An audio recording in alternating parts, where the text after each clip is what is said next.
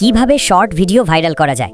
আজ আমি শুধু অন্যদের মতো বলবো না যে থাম্বনেল ঠিক রাখো, শর্টসে এসইও করো, এইটা করো সেইটা করো, বরং আজ আমি আপনাদের সামনে লাইভ দেখাবো।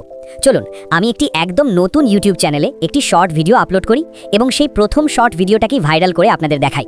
শুধু একটি এক্সপেরিমেন্টের জন্য আমি এখন একটি র্যান্ডম শর্ট ভিডিও আপলোড করছি। এর উদ্দেশ্য শুধু এটা দেখানো যে আপনি চাইলে যে কোনো ভিডিও ভাইরাল করতে পারেন। ঠিক আছে, ডেমোর জন্য আমাদের প্রথম শর্ট ভিডিওটি এখন পাবলিক হয়ে গেছে। চলুন এখন দেখি 24 ঘন্টা পরে এর ফলাফল কি হয়।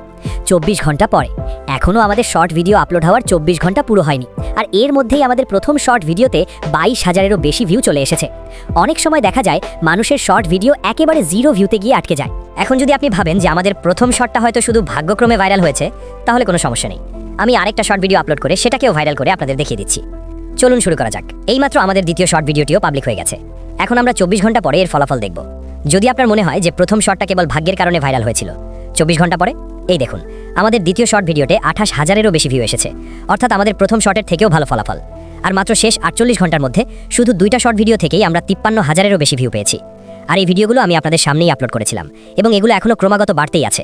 তাই আজকের এই ভিডিওতে আপনাদের সব প্রশ্নের উত্তর দেওয়ার জন্য আমি আপনাদের সামনে একটি একদম নতুন ইউটিউব চ্যানেল তৈরি করে দেখাবো এবং দেখাবো শুরুতেই কোন কোন গুরুত্বপূর্ণ সেটিংস করলে আমাদের শর্ট ভিডিওগুলো ভাইরাল হওয়া শুরু করতে পারে।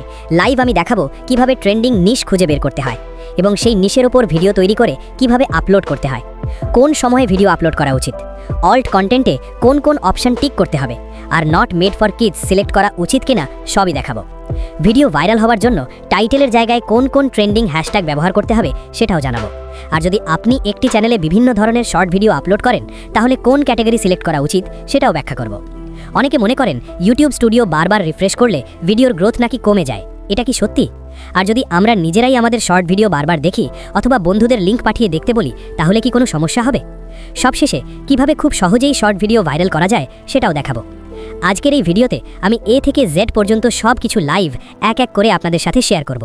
আর সবচেয়ে ভালো বিষয় হলো এই সব তথ্য আমি সম্পূর্ণ ফ্রিতে আপনাদের দিচ্ছি, কারণ অনেক মানুষ এই একই জ্ঞান কোর্স বানিয়ে লাখ লাখ টাকায় বিক্রি করে। তাই যখন আপনি এই জ্ঞান ফ্রিতে পাচ্ছেন, তখন দয়া করে ভিডিওটি স্কিপ না করে পুরোটা দেখুন। আর যারা শেষ পর্যন্ত আমার সাথে থাকবেন, তারা শুধু শর্টস চ্যানেল ভাইরাল করার জ্ঞানই পাবেন না, বরং এই চ্যানেলকে সফল করার পথও শিখে যাবেন। এই ভিডিওর মধ্যেই হয়তো আপনারও সুযোগ তৈরি হতে পারে। তাই চলুন শুরু করা যাক। চ্যানেল তৈরি করার আগে প্রথমে ইউটিউব অ্যাপের কিছু গুরুত্বপূর্ণ সেটিংস দেখে নেওয়া যাক। অনেক মানুষ সরাসরি ইউটিউব থেকেই নিজের জন্য একটি জিমেল অ্যাকাউন্ট তৈরি করে। এটা ভুল নয়।